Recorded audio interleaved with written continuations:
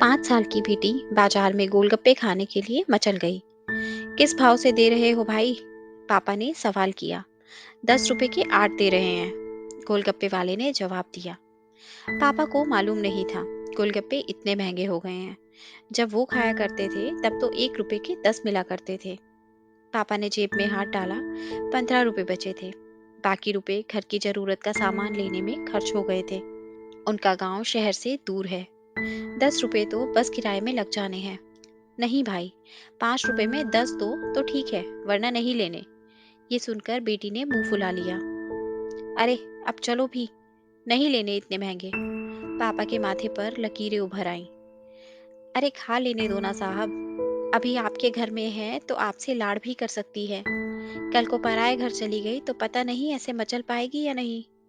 तब आप भी तरसोगे बिटिया की फरमाइशें पूरी करने को। गोलगप्पे वाले के शब्द थे तो चुभने वाले, पर उन्हें सुनकर पापा को अपनी बड़ी बेटी की याद आ गई, जिसकी शादी उसने 3 साल पहले एक खाते पीते पढ़े लिखे परिवार में की थी। उन्होंने पहले साल से ही उसे छोटी छोटी बातों पर सताना शुरू कर दिया था। 2 साल तक वो मुट्ठी भर कर रुपए उनके मुंह में ठूसता रहा, पर उनका पेट बढ़ता ही चला गया। और अंत में एक दिन सीढ़ियों से गिरकर बेटी की मौत की खबर ही मायके पहुंची। आज वो छटपटाता है कि उसकी वो बेटी फिर से उसके पास लौट आए और वो चुन चुन कर उसकी सारी अधूरी इच्छाएं पूरी कर दे। पर वो अच्छी तरह जानता है कि अब ये असंभव है। दे दूं क्या बाबूजी?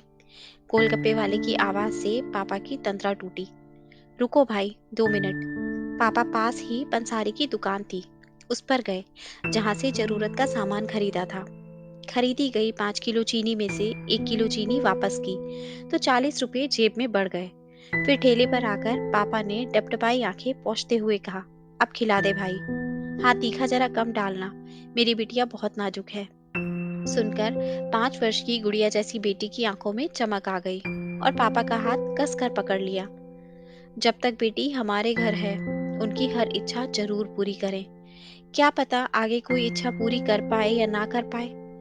ये बेटियां भी कितनी अजीब होती हैं। जब ससुराल में होती हैं तब मायके जाने को तरसती हैं। सोचती हैं कि घर जाकर माँ को ये बताऊंगी, पापा से ये मांगूंगी, बहन से ये कहूंगी, भाई को सबक सिखाऊंगी और मौज मस्ती करूंगी। लेकिन जब सच में मायके जाती हैं तो एकदम शांत हो जाती हैं। किसी से कुछ नहीं बोलती, बस माँ बाप भाई बहन से गले मिलती हैं। बहुत बहुत खुश होती हैं। भूल जाती है कुछ पल के लिए पति और ससुराल को, क्योंकि एक अनोखा प्यार होता है मायके में। एक अजीब कशिश होती है मायके में। ससुराल में कितना भी प्यार मिले, माँ बाप की एक मुस्कान को तरसती हैं बेटियां।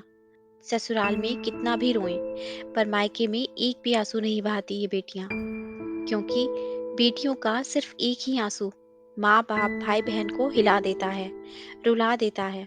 कितनी अजीब हैं ये बेटियां, कितनी नटखट हैं ये बेटियां। भगवान की अनमोल देन हैं ये बेटियां।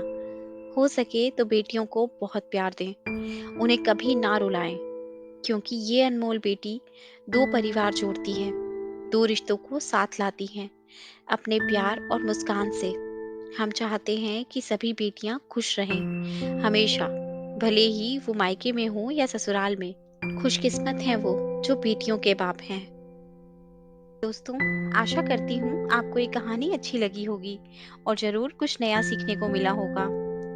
आपका एक लाइक, शेयर और सब्सक्राइब हमें ऐसी ही और वीडियोस बनाने के लिए मोटिवेट करता है। इसलिए अगर अभी तक आपने हमारा चैनल सब्सक्राइब नहीं किया तो प्लीज़ आप हमारे चैनल को सब्सक्राइब करें। आपसे कल फिर मुलाकात होगी एक नई कहानी के साथ। धन्यवाद।